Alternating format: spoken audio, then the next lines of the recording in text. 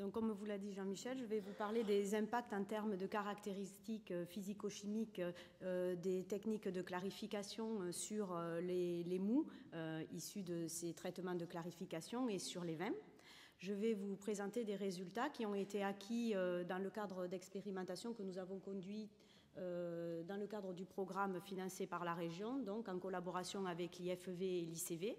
Et ces expérimentations, nous les avons conduites à l'unité expérimentale INRA de Pêche-Rouge en comparaison de technologies. Donc, nous avons réalisé durant 4 années des comparaisons de techniques de clarification sur des mous issus de thermotraitement de la vendange, aussi bien du thermotraitement conventionnel que des traitements par flash détente, donc avec des itinéraires techniques de production différents. Nous avons travaillé sur des cépages différents, donc vous pouvez voir là les différentes caractéristiques. Et enfin, nous sommes allés chercher des mous en fait dans différentes caves pour pouvoir réaliser nos essais comparatifs. En termes de caractérisation, nous avons réalisé des mesures de matière en suspension, des mesures de turbidité et aussi, comme je vous le présenterai tout à l'heure, des mesures de granulométrie afin d'évaluer la taille des particules présentes dans ces mous et l'impact de ces technologies sur ces particules. Et enfin, après vinification comparative de ces mous, nous avons réalisé de l'analyse sensorielle en jury expert au laboratoire d'analyse sensorielle de Montpellier. Donc j'ai représenté ici 2 histogrammes. Un premier histogramme pour vous montrer la turbidité, celui donc en haut à gauche, puisque le pointeur ne marche pas très bien, donc présentant les variabilités de turbidité sur des mous issus de différents itinéraires techniques de thermotraitement, et sur le schéma de droite concernant le mou de flash détente. Donc vous pouvez voir là que nous avons donc une variabilité de la turbidité pour chaque itinéraire technologique et que la turbidité des mous issus d'itinéraires intégrant la flash détente présentent des turbidités un peu plus élevées que ceux issus de thermotraitement conventionnel. Donc on a un impact de la technologie sur le niveau de turbidité.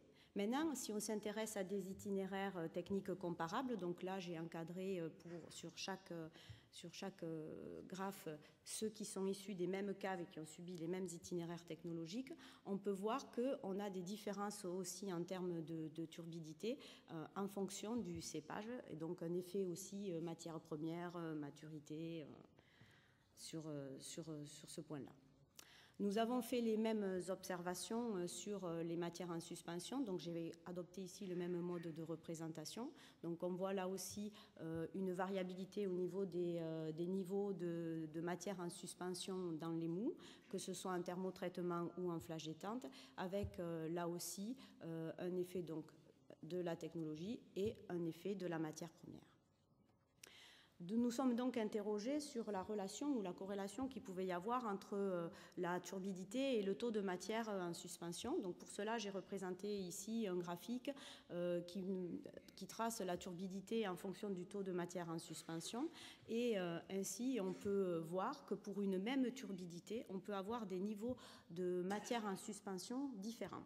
Ce qui veut dire en fait que le taux de matière en suspension à lui seul ne peut pas expliquer la turbidité que nous mesurons sur nos mous, et que cette turbidité dépend d'autres éléments et notamment de type de particules présentes dans ces mous.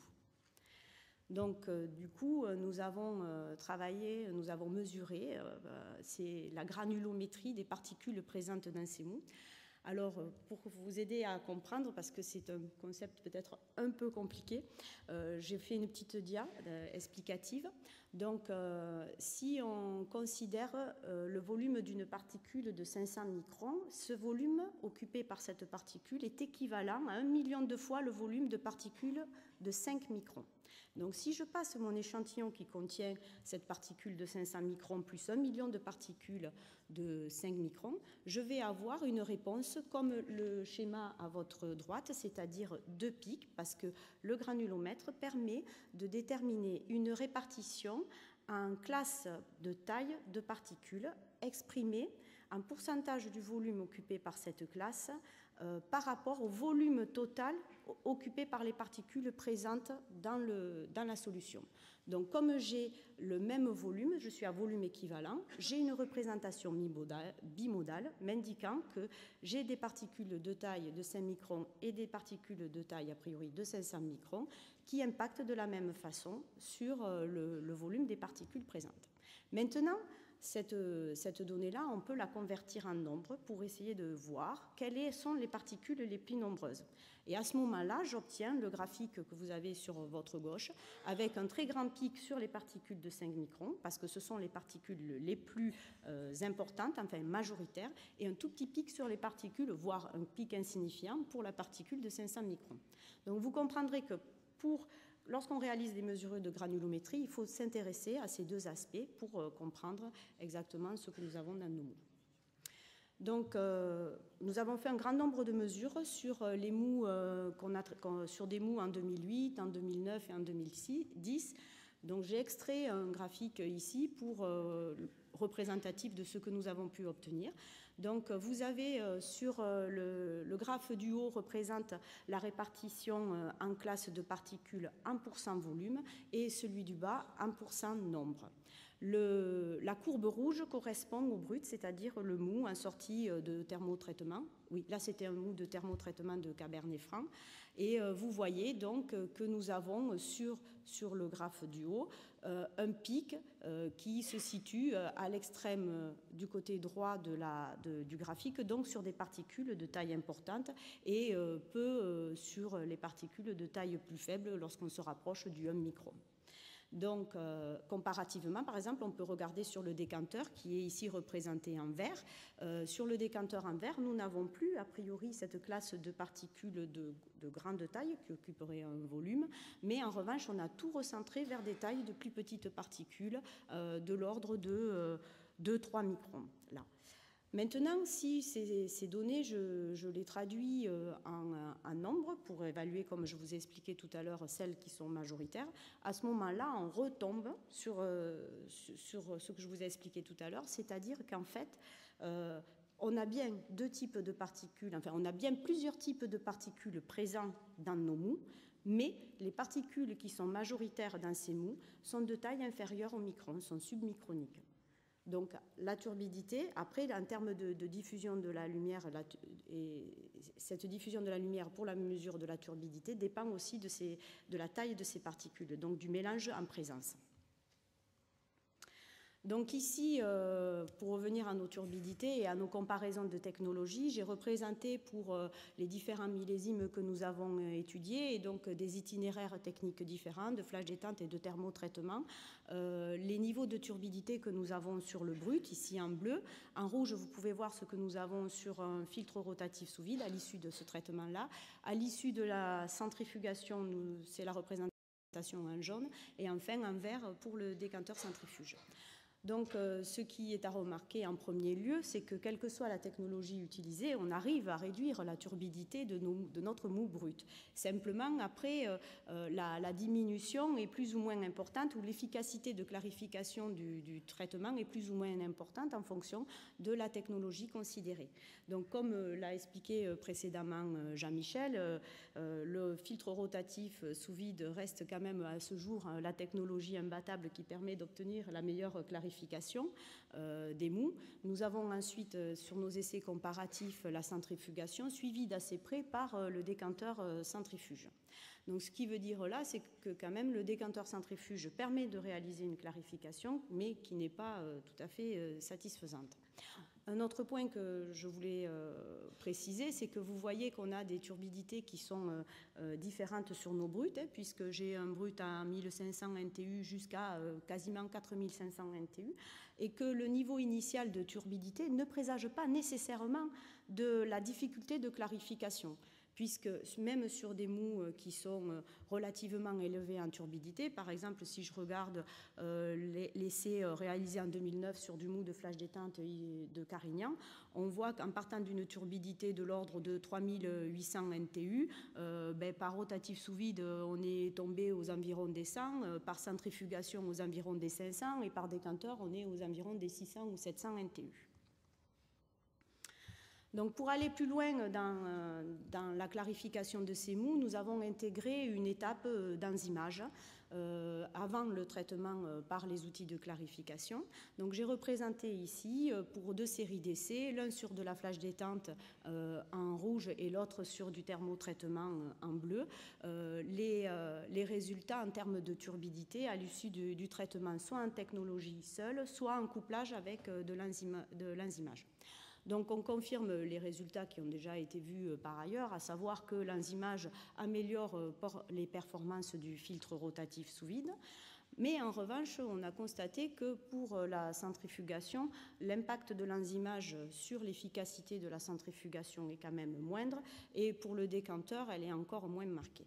Donc on peut dire que pour le décanteur, les pistes d'optimisation à évaluer pour aller plus loin dans la clarification avec cet outil devront intégrer d'autres éléments que l'enzymage. Maintenant, je vais faire un focus sur l'analyse sensorielle des vins. Bon, comme vous l'avez compris, on avait quand même un grand nombre de résultats, donc j'ai choisi de présenter un résultat sur un vin. C'était pas possible de tout compiler comme ça. Donc j'ai choisi un vin de flash détente issu de la campagne 2009 sur du Carignan.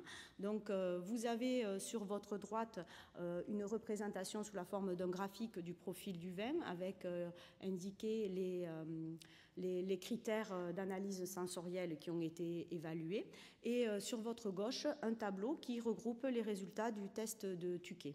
Dans ce tableau, donc, les chiffres qui sont indiqués dans le tableau sont les notes obtenues par les différents vins lors de la dégustation. Les lettres correspondent au regroupement de ces vins. Ainsi, si on regarde par exemple sur le critère amylique, vous pouvez voir que le filtre rotatif est celui qui a donné le vin le plus amylique, et ce vin se différencie des vins obtenus par les autres techniques puisqu'ils n'appartiennent pas au même groupe. En revanche, si on s'intéresse aux critères fruits rouges, on peut constater que le filtre rotatif sous vide se distingue du décanteur, du vin issu du décanteur, puisqu'ils appartiennent à des groupes différents. En revanche, le filtre rotatif sous vide ne se distingue pas au niveau des vins du traitement par centrifugation ou du traitement du non-traitement, on va dire. Et de même, pour le décanteur, on constate aussi qu'on n'a pas de différence significative entre centrifugation brute et décanteur.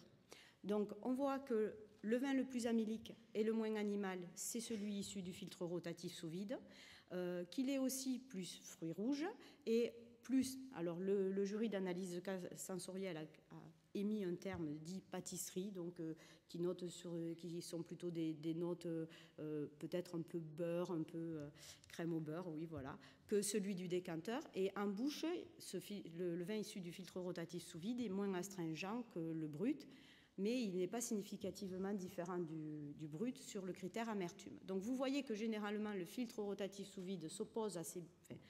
et dans certains cas opposés au brut, dans d'autres cas ils peuvent sur d'autres critères être assez proches, et que les autres techniques de clarification se répartissent soit plus près du brut, soit plus près du filtre rotatif sous vide. Enfin, en conclusion, je dirais que nous avons, au travers, en compilant l'ensemble des essais que nous avons obtenus sur ces différentes années, nous avons vérifié que le vin le plus clarifié avait l'odeur amylique la plus importante, et ces données sensorielles ont été vérifiées par mesure de l'acétate d'isoamyle dans les vins, donc ça a conforté les résultats.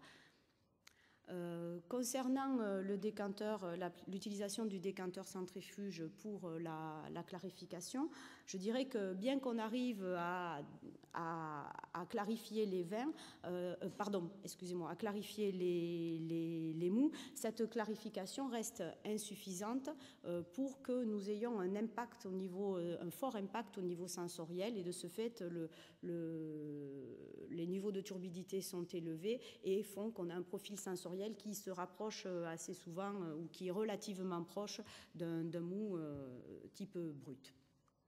Enfin, au travers de l'ensemble des essais que nous avons faits et de ces analyses sensorielles, on a pu faire une estimation de la turbidité à atteindre pour avoir des vins avec une odeur amélique, ou du moins la turbidité limite, on va dire. Donc on a fait ça en regroupant les essais sur différents cépages, et on a pu noter que pour développer ce caractère amélique dans les vins, bien sûr derrière, il y a quand même une maîtrise particulière de la fermentation à avoir avec des faibles températures aussi. Il ne suffit pas de clarifier aussi fortement. Il faut avoir une turbidité qui est inférieure ou égale à 400 NTU. Voilà. Je vous remercie de votre attention et je vais passer maintenant la parole à Lucille qui va vous parler donc de facteurs d'optimisation de ces techniques de clarification.